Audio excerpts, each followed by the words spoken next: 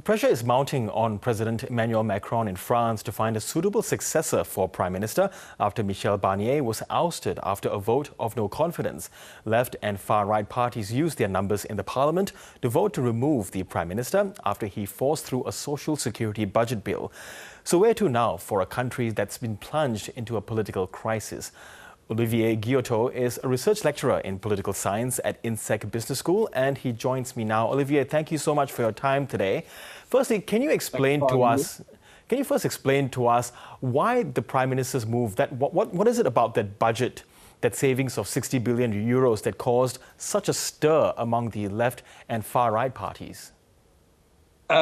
Well, I think the problem of the budget was only illustrating an unstable political situation because right now France Assemblée nationale is divided into three blocks, and it is not the system that is supposed to be. In a way, the system was made, the Fifth Republic system was made for a two blocks sort of balance between the right and the left.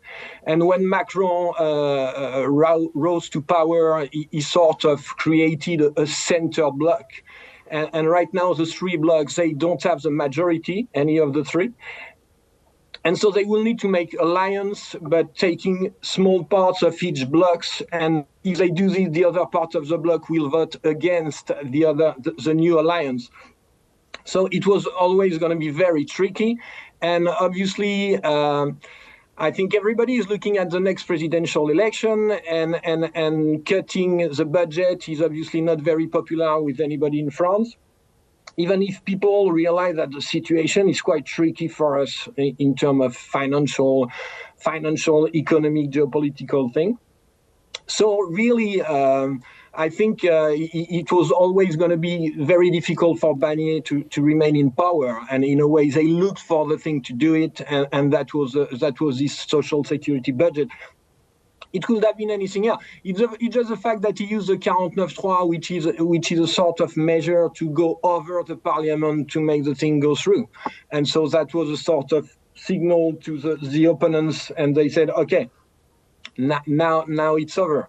Let's start again. And so Macron is in a very tricky situation because he is back to the same situation he was when he named Barnier.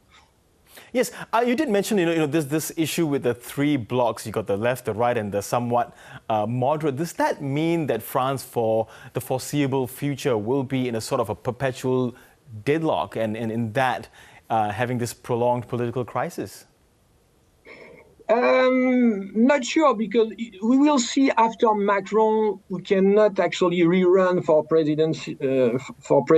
We will see if the center remains a strong political force, or if the situation comes back to a sort of left-wing opposition that makes the system work. Some people call for a sixth republic to kind of find a solution, which is sure that we are now in a situation where like many other countries, a sort of parliamentary power where there should be alliances between political forces, and French politicians are not used to do this. They don't know how to deal with this. It's really a balance of power relationship between political forces.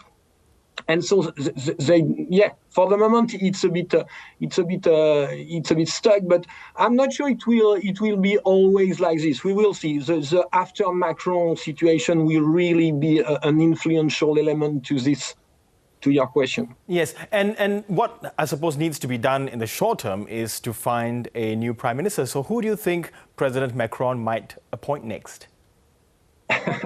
I don't know. If I knew that, I will be like, no. This is a really tricky situation. Some parties are calling for Macron to go, and to be honest, he cannot call for a new election before July. July is a long time ago.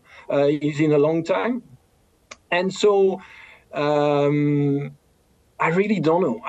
Barnier, in a way, was a sort of old politician, wise man figure. He was a negotiator for the Brexit, so he had a kind of fairly good reputation. But he was part of the right-wing party, only 47 MPs.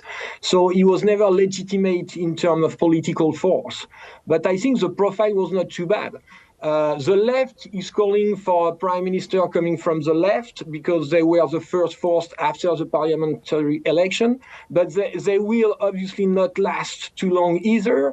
And the Rassemblement National, same situation. They cannot actually rule the country with this sort of number of MPs they have. So really, it is who is it? He could call for Barnier again. It happened before, but then I don't think the National Assembly will actually agree with this. So I think we will go back to a no confidence vote. And to find the right person is really difficult. We will see how the pressure is going to rise, is going to mount on Macron, because nobody can force the French president to resign. You cannot do that. Yes, and just finally, Olivier, I wanted to ask you, given that elections can't be called until July, as you mentioned, are we looking at pretty much a lame duck parliament that can't really proceed with other matters?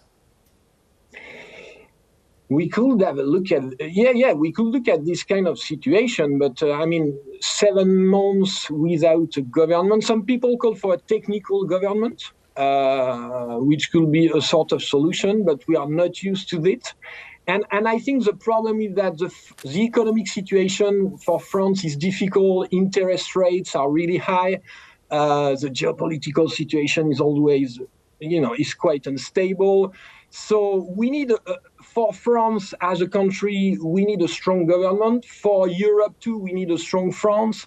And so 7 months seems a very, very long time with this kind of, the kind of situation you were mentioning, to be honest. Okay, Olivier Guyottot, really good to get your thoughts on this today. Thank you so much. Thanks a lot. Bye-bye.